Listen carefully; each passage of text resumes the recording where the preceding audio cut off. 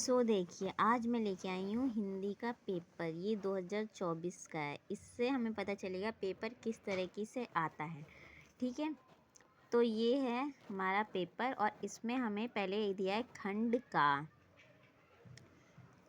का में जो है इसमें हमें एमसीक्यू दिए हैं। एमसीक्यू मतलब 4 ऑप्शन होते हैं उसमें। हाँ तो ठीक है, इसमें हमें क्वेश्चन दिया है और इसमें 1 2 3 4 ऐसे ऑप्शन करके दिए हैं। तो इसमें आपको करना कैसे है, ठीक है। तो इसमें जो है एक ऑप्शन इसका सही आंसर है। अब इतने सारे बुक में होते हैं कि याद नहीं कर सकते, तो इसमें बस तुक्का मारना है। ठीक है, कुछ भी जो तुम्हें तुक्का मारना है वैसे तुक्का मार के आंसर करना है। ठीक है, ऐसे पहला दूसरा तीसरा चौथा पाँचवा 10 होते हैं टोटल। इसमें 10 है हमारे पास। ठीक है, 10 यहाँ तक। ठीक है, इसमें भी ये हमें जो जो टिक लगाना है वो। अब इसके बाद आता है ये क्वेश्चन। ये हमारा 10 नंबर का है, इजी है और बहुत मज़ेदार क्वेश्चन है। ठीक है, तो इसमें क्या है, निम्नलिखित गद्यांश पर आधारित प्रश्नों के उत्तर। मैं इसका वो करना बताऊंगी आपको। ठीक है, ये कैसे करना है, ठीक है, एक एक करके मैं बताऊंगी। अभी बस मैं बता दे रही हूँ। इसमें हमें 5 क्वेश्चन दिए हैं और 2-2 नंबर के पाँचों क्वेश्चन हैं। ठीक है, और इस क्वेश्चन का आंसर इसमें ये जो पैराग्राफ दे रखा है ना, इस क्वेश्चंस के आंसर इस पैराग्राफ में ही हमें मिलेंगे। ठीक है, जैसे मैं ये वाला क्वेश्चन देखती हूँ, राष्ट्र का तीसरा अंग क्या है। तो इस ऊपर ये राष्ट्र का तीसरा अंग जन की संस्कृति है। तो पहला ये वाला आंसर, इसका आंसर क्या हो गया, ये हो गया। तो ये लिख देंगे इस तरीके से। और है मनुष्य के जीवन की श्वास प्रश्वास क्या है। श्वास प्रश्वास, तो इसमें हम ढूंढेंगे कहाँ है श्वास प्रश्वास। तो ये कहाँ से करेंगे हम, यहाँ से। मनुष्य के युगों युगों में जिस सभ्यता का निर्माण किया गया वही उसके जीवन की श्वास प्रश्वास। तो इसका आंसर ये हो गया। ठीक है, ऐसे। और अगला है राष्ट्र की वृद्धि कैसे संभव है।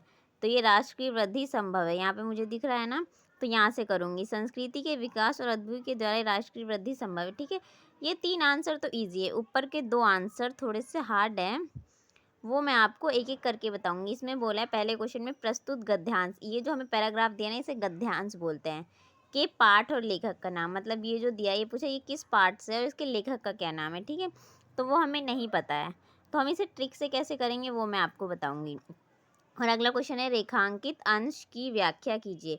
रेखांकित अंश मतलब जिस पे ऐसे लाइन खींची हुई है ना, उसकी हमें अपने शब्दों में व्याख्या करनी है। तो इसको हम थोड़ा बढ़ा चढ़ा के लिख देते हैं इसी को, तो वो हमारे अपने शब्दों में व्याख्या हो जाती है। ठीक है, तो इस तरीके से बहुत ईजी है। इसमें हमें 2 ऑप्शन दिए होते हैं। यहाँ पे हमें लिखा है अथवा, अथवा के बाद ये एक दूसरा हमें ये वाला दिया है, 2 हमें दिए हैं। ठीक है, ये दूसरा ऑप्शन दिया है, या तो वो करो या तो ये करो। तो आप दोनों में से कोई सा भी एक कर सकते हैं। ठीक है, फिर इसके बाद क्वेश्चन नंबर 4 पे आते हैं। क्वेश्चन नंबर 4 में क्या है, इसमें भी सेम यही है, थोड़ा अलग है। इसमें थोड़ा संस्कृत भाषा में लिखा होता है। ठीक है, इसमें बोला निम्नलिखित पद्यांश पर आधारित प्रश्नों के उत्तर। ऊपर क्या था, वो गद्यांश था, ये पद्यांश है। ठीक है, वो गद्यांश था, ये पद्यांश है। अब क्या है इसमें, ये हमारा हिंदी का है। इसमें भी हमें 5 क्वेश्चन दिए हैं, ये भी 10 नंबर का है, यहाँ लिखा है ना, सारे 2-2 नंबर के हैं। तो इसका आंसर जो है हमें इसी में से मिलेगा। तो इसमें पहला क्वेश्चन क्या बोला है, प्रस्तुत गद्यांश की कविता का शीर्षक और कवि का नाम। मतलब कविता का नाम पूछा है, इस पाठ का नाम, और कवि जो इसको किस कवि ने लिखा है उसका नाम पूछा है। ठीक है, अब अगला है लज्जाशीला महिला के लिए कवि ने क्या करने को कहा है। मतलब यहाँ पे क्या है, यहाँ पे हमें क्वेश्चन है लज्जाशीला महिला, तो ये रही लज्जाशीला महिला। तो इसमें हमें लिखना है, पहले तो क्वेश्चन से भी लिख सकते हैं। ठीक है, ऐसे लज्जाशीला महिला के लिए कवि ने कहा है, ऐसे। ठीक है, लज्जाशीला महिला के लिए कवि ने कहा है कि लज्जाशीला पथिक महिला को कहीं दृष्टि आवे। ठीक है, फिर है होने देना विकृत वासना तो तू सुंदरी को। जैसे हमें आंसर नहीं पता है तो हमें 2 नंबर का लिखना है, तो कम से कम 2 लाइन तो लिखनी पड़ेगी ना, तो इस तरीके से 2 लाइन लिख देंगे। ठीक है, इसका आंसर हो गया। अब अगला है विकृत वासना का भाव स्पष्ट कीजिए। ये हमारा विकृत वासना, तो लिखना है विकृत वासना का भाव यह है कि होने देना विकृत वासना, तू ना तू सुंदरी को, जो थोड़े विश्रमित हो वो गोद से शांति खोना। ठीक है, तो इसमें भी 2 लाइन हम लिख देंगे। समझ आ गया। अब अगला क्या है, अगला है कवि ने किसकी मलानताओं को मिटाने को कहा है। मलानताएं कहाँ लिखा है, किसकी मलानताओं को, तो होठों को ओ कमल मुख की मलानताओं को मिटाने के लिए कहा है। ठीक है, इस तरीके से। अब अगला क्वेश्चन है रेखांकित अंश का भाव, यानी कि इसका मतलब पूछा है। जो हमारी रेखा ऐसे बनी हुई है ना जिस पे उन लाइन का मतलब पूछा है, तो उसका मतलब बताना है इस तरीके से। ठीक है, एक एक इन वाले क्वेश्चन को मैं डिटेल में बताऊंगी, अभी शॉर्ट में बता रही हूँ। ठीक है, तो 20 नंबर तो हमारे वहीं कवर हो गए, 30 नंबर हो गया, 10 नंबर का एमसीक्यू और 10-10 नंबर के 2 क्वेश्चन। और इस वाले चौथे नंबर क्वेश्चन में भी इसका जो है ऑप्शन दिया गया है, एक तो ये दिया है और अथवा करके एक ये दिया है, मतलब वो करो या तो ये करो। फिर उसके बाद 5वें क्वेश्चन में आता है कि निम्नलिखित में से किसी एक लेखक का जीवन परिचय। इसमें हमें जीवन परिचय बताना है। इसमें हमें 1 और 2 जीवन परिचय, एक में का वाले ऑप्शन में 3 हमें ऑप्शन दिया है, इन तीनों में से किसी एक का लिखना है। और खा वाले ऑप्शन में भी 3 दिया है, इन तीनों में से किसी एक का लिखना है। ठीक है, तो एक मैं ये भी बताऊंगी कैसे करना है वो। फिर उसके बाद है छठा है कहानी कला के आधार पर पंचलाइट की कहानी। अब छठे वाले क्वेश्चन में भी हमें 2 ऑप्शन दिए हैं, अथवा जहाँ लिखा होता है ना, मतलब दोनों में से कोई एक करना है। ठीक है, तो ध्रुव यात्रा के प्रमुख पात्र मतलब ये या ये, तो ठीक है, इसमें से ही मैं बताऊंगी। ये भी हमारा 5 नंबर का है, 5 नंबर का है तो 1 पेज करना है, 10 नंबर का है तो 2 पेज करना है आंसर। ठीक है, अब जैसे वो वाले 10 नंबर के थे पर उसमें छोटे छोटे क्वेश्चन थे, तो उसमें ज़रूरी नहीं है 2 पेज करना।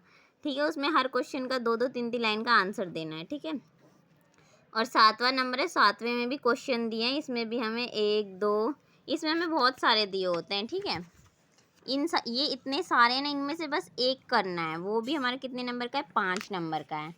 ठीक है, फिर उसके बाद हमारा आता है ये 8वां क्वेश्चन। इसमें हमें क्या लिखा है, निम्नलिखित संस्कृत गद्यांश में से किसी एक का संदर्भ सहित हिंदी में अनुवाद। मतलब इसमें क्या करना है, इसमें भी हमें इसकी हिंदी में अनुवाद, मतलब इसकी हिंदी लिखनी है। ये 2 दिया है, दोनों में से कोई एक, ये संस्कृत है, इसकी हिंदी बनानी है। ठीक है, वो भी मैं बताऊंगी कैसे बनाना है। और वैसे ही खंड खा में भी इन दोनों में से कोई एक करना है, ये भी 7 नंबर का है। ठीक है, ये भी मैं बताऊंगी, ये भी संस्कृत है, इसकी भी हिंदी बनानी है।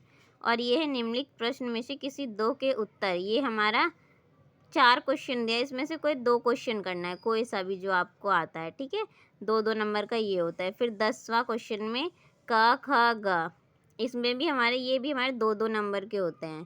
ठीक है, ये भी करना होता है। मैं आपको इतना बता दूँगी कि आप पास हो जाओगे। ठीक है, निम्नलिखित में से किसी एक विषय पर निबंध। इसमें किसी एक पर निबंध मतलब कोई एक विषय, जैसे कि बेरोजगारी हो गया, बेरोजगारी को आप कैसे दूर कर सकते हो, वो क्यों होती है, मतलब उससे रिलेटेड हर चीज़ आप लिख सकते हो। ठीक है, 9 नंबर का है तो कम से कम 2 पेज तो लिखना पड़ता है। ठीक है, निबंध में यही होता है। जैसे इसमें जातिवाद की समस्या, मतलब अलग जाति के लिए कितना वो होता है कि ये मुस्लिम है, ये हिंदू है, ये चमार है, तो इन सब के लिए उसकी समस्या, उसका कारण क्या है, तो उसका हल क्या निकाल सकते हैं, हर चीज़ आप लिख सकते हैं। ठीक है, और ये रहा 12वां क्वेश्चन।